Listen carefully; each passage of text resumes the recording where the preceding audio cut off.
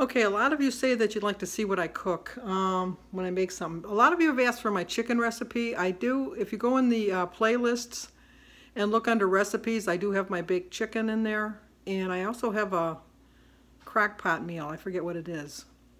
I should have looked before I'll let you know, but I know I have a crock pot meal in there too. But today I'm going to make what we call in my family, a mean pot roast. We're celebrating Jimmy's birthday tomorrow. His birthday is actually Saturday on the 6th, but we're going to do it tomorrow on the 4th, and he asked for a roast. I always cook my roast the day before because that makes it easier to slice the next day, to slice the pieces a little bit thinner so it can stretch a little bit farther, and I just find it's a little moister. My family seems to love it.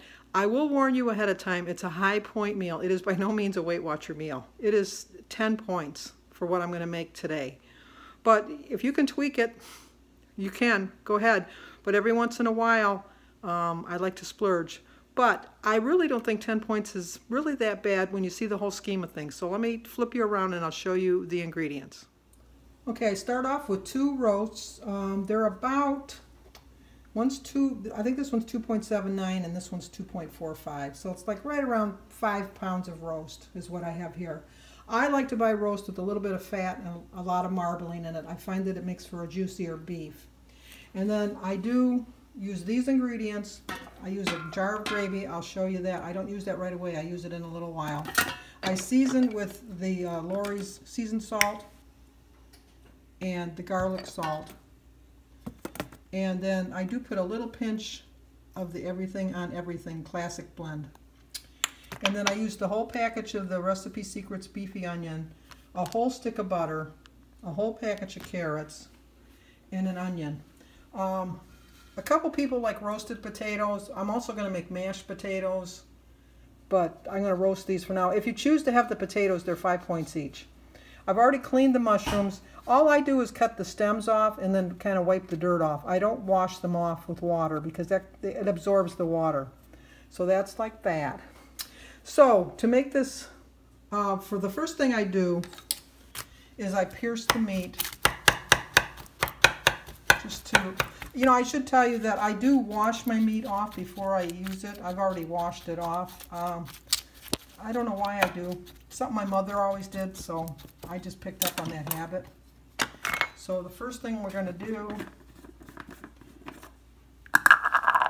is season the one side. Like I said, I don't measure, which is hard when you're trying to teach somebody how to cook.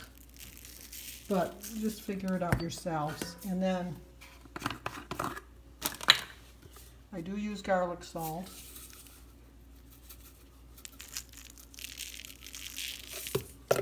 And then I should get a tripod. I really think I should. And then I just use like a pinch of that.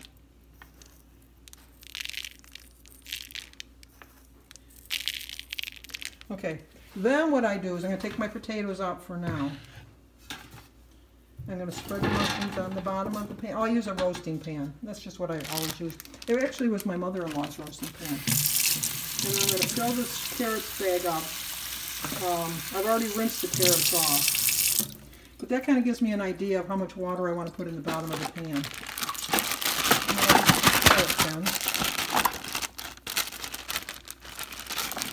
Spread them around. Then I take my roast, and the side that I've already seasoned, I turn upside down.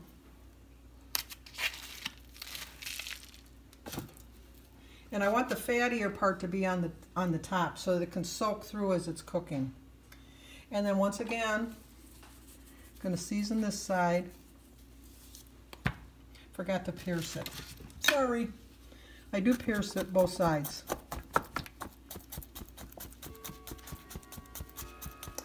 And I'll use my garlic salt. And then some of the seasoning. Okay, then what I'm going to do is I'm going to put a half a stick of butter. I told you, it's a fattened meal. This just gives it a little bit more juice on it. And then I have my seasoning mix. kind of hard doing it with one hand. I'm gonna have to put you down for 1 second. Okay, I put the potatoes too. I put a potato on each one of these next to the butter. And then I put a half of an onion on the other part. And then I just put a little bit of pepper on the potatoes and the onions. And just a little bit of salt. Then I put the seasoning mix on the top of that. I put a whole package on one, and then a whole package on the other. And then I put my lid on, and then we put it in the oven at 350 degrees. So just to show you how much room I give it in the oven, just like in the middle of the oven at 350. And then we're going to bake this now for 2 hours. Oh, it came up an hour and a half. Sorry, cancel that. Didn't want to do that.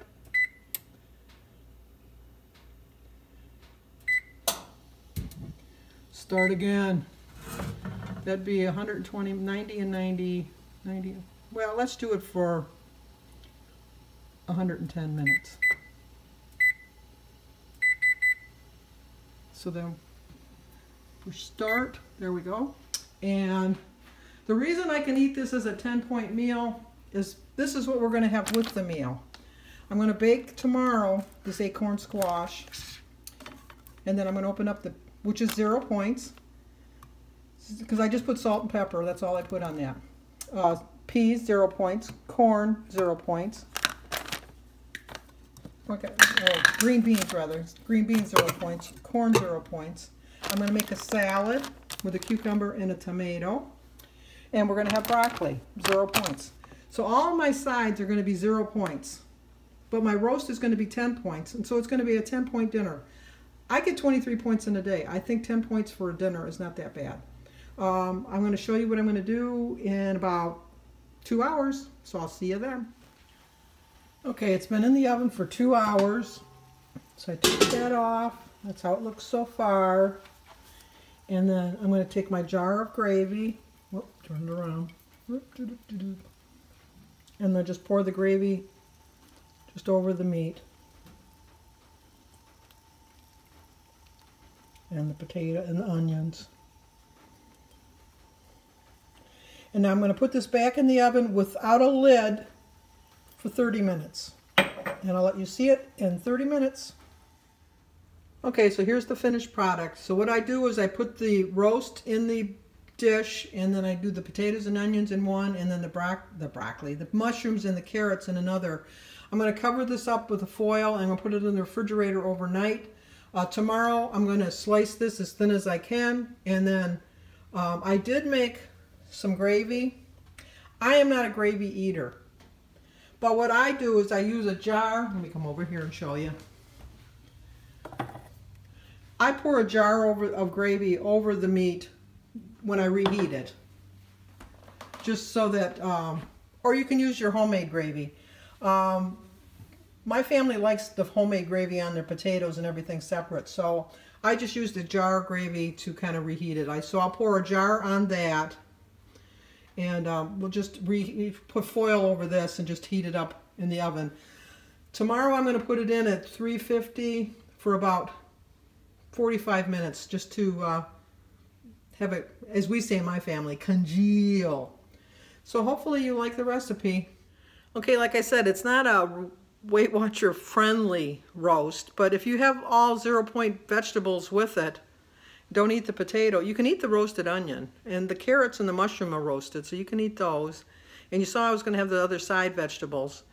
I tend to put the gravy on it. I don't really count the extra points for that because I scrape the gravy off of my meat. I'm not a gravy eater. I'm just not a gravy eater.